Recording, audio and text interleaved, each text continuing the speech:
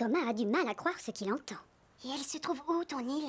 Très très loin d'ici, à des milliers de kilomètres, il y a des montagnes couvertes de neige et un océan tout autour, et plein de lignes de chemin de fer. Sur mon île, personne n'avait ma puissance. On m'avait surnommé le maître des voies ferrées. Comment es-tu arrivé sur Chicalor? Je suis venu dans un très grand bateau. Le voyage a duré des semaines et on a traversé plusieurs océans.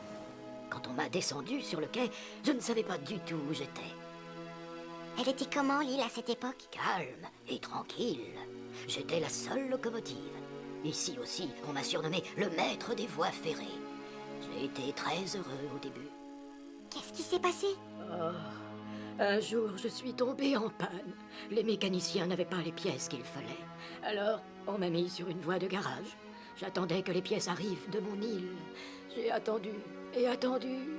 Aujourd'hui, je suis sûre que ces pièces n'arriveront jamais ici. Thomas ne s'attendait pas à une histoire aussi triste. Ton île doit sûrement te manquer. Oh oui, bien sûr, et je regrette de ne plus être le maître des voies ferrées. La tristesse de son nouvel ami touche Thomas. Il est désolé pour lui. J'ai une idée. Je vais en parler à mon chef. C'est lui qui dirige les chemins de fer maintenant. Il saura comment t'aider. Ah non, non, je t'en supplie, Thomas. Il faut me promettre que tu ne diras rien à personne. Thomas a du mal à comprendre. Pourquoi? Je suis un vieil engin. On ne peut pas me réparer.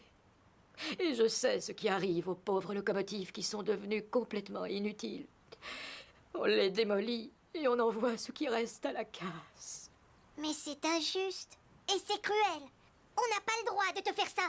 Maintenant, Thomas comprend mieux pourquoi son nouvel ami, qui régnait autrefois sur les voies ferrées de l'île, préfère vivre seul dans la forêt. Alors il décide de prendre les choses en main. Je vais m'occuper de toi, Hiro. Je ne dirai rien à mon chef tant que tu n'auras pas été réparé. Tout va s'arranger. Je vais me débrouiller pour trouver les pièces qu'il te faut. Je te le promets, grâce à moi, tu vas redevenir une locomotive très utile. Et puis, très bientôt, tout le monde reverra le maître des voies ferrées. Quel bonheur!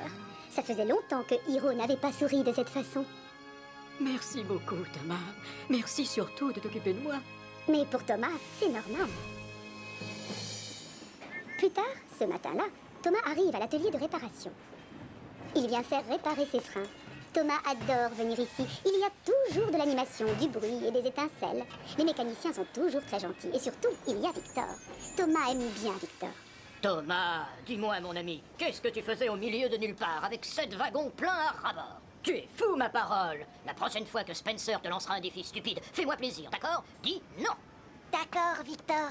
Avec tout ce qui s'est passé, Thomas a complètement oublié le concours. Une seule chose l'obsède, trouver une solution pour Hiro. Il aimerait bien en parler à Victor, mais c'est une mauvaise idée. Quelqu'un pourrait l'entendre et aller tout raconter au gros contrôleur.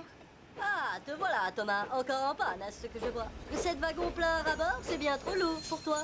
Je suis content de te voir. Belle victoire. Spencer est stupéfait. Il n'aurait jamais imaginé que Thomas serait ravi d'avoir perdu. Qu'est-ce que tu as dit? J'ai dit, je suis content de te voir et belle victoire. Mais... Tu es